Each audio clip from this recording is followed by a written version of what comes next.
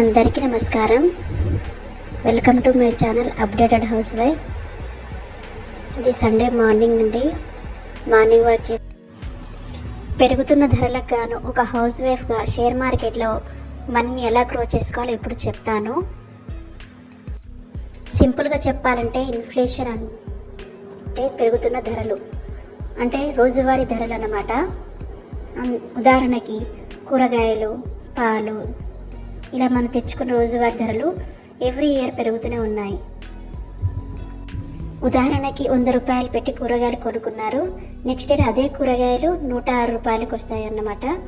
అంటే every year 6% inflation అనేది పెరుగుతుంది. అలా అని మీ మనీని సేవింగ్ అకౌంట్లో వేసి ఉంచితే ఎవ్రీ ఇయర్ 3% రిటర్న్ వస్తుంది. అప్పుడు మీ డబ్బు విలువ 3% తగ్గిపోయినట్లే. అందుకనే నేను పాత సేవింగ్ కాన్సెప్ట్ ఒప్పుకోను, కొత్త ఇన్వెస్టింగ్ కాన్సెప్ట్ని ఒప్పుకుంటాను. పెరిగే ధరలే కాకుండా నా ఫ్యూచర్ కోసం డబ్బుని ఎక్కడ పెడితే నా మనీ గ్రో అవుతుందో అది ఆలోచించాలి. ఒక్కసారి ఆ దారేంటో తెలిసిన తర్వాత ఇన్వెస్టింగ్ ఇంత ఈజీనా అని మీరే అంటారు.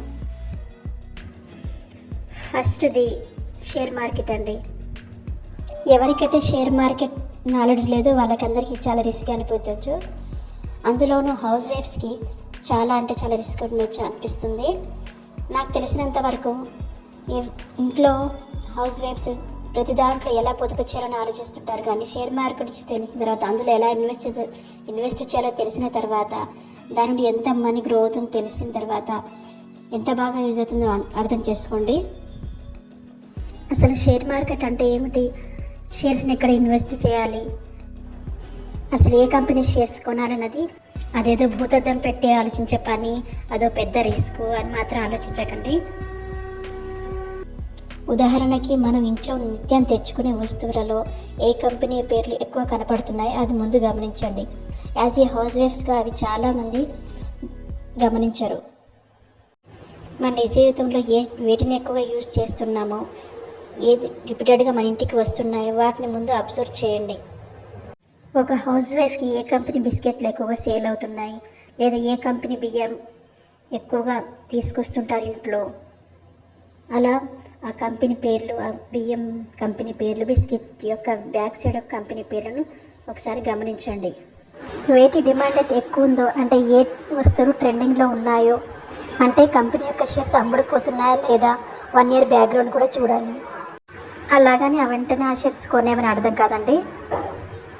మనం చూసిన షేర్స్లో ఏది బెస్ట్ తెలుసుకొని దాంట్లో కొద్దిగా అనాలిసిస్ చేసి, అంటే దాని గురించి కొద్దిగా అవగాహన చేసుకొని తీసుకోవాలండి.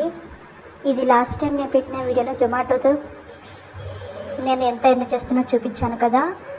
అందులో నేను ఆ రోజు పెట్టినప్పుడు 244 ఈచ్ వన్ షేర్ అంటే 15 షేర్లు తీసుకున్నాను కదా.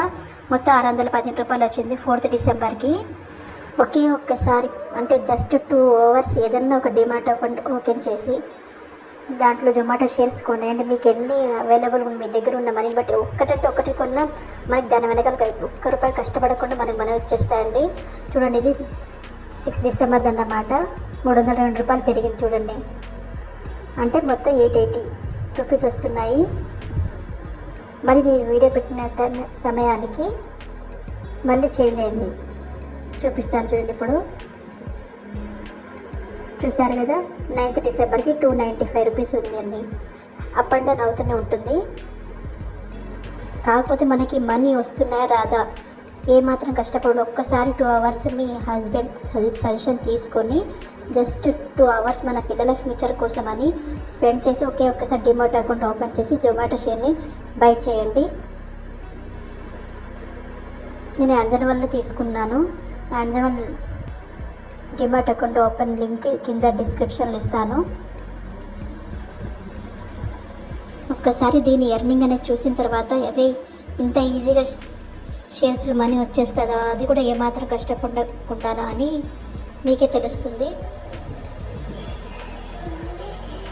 గోల్డ్లో ఇన్వెస్ట్ చేసిన బాగానే డబ్బులు వస్తాయా కానీ మీకు డౌట్ రావచ్చు.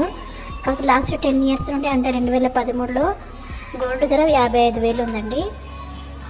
ఇప్పుడు 75,000 పర్ తులా, అంటే దగ్గరగా 50,000 అట్లా పెరిగింది.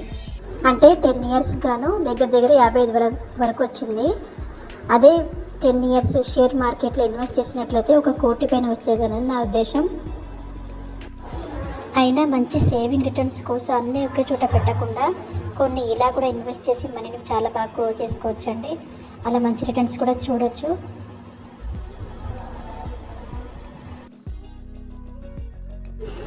నేను పెట్టిన ఈ వీడియోలో ఏ ఒక్క పాయింట్ అని మీకు యూజ్ అయినట్లయితే please subscribe and also 1 like. ఇలాంటి మోర్ అప్డేట్స్ కోసం అప్డేట్ ద హౌస్ వైఫ్ ఛానల్ని సబ్స్క్రైబ్ చేసుకోండి. Okay, thank you.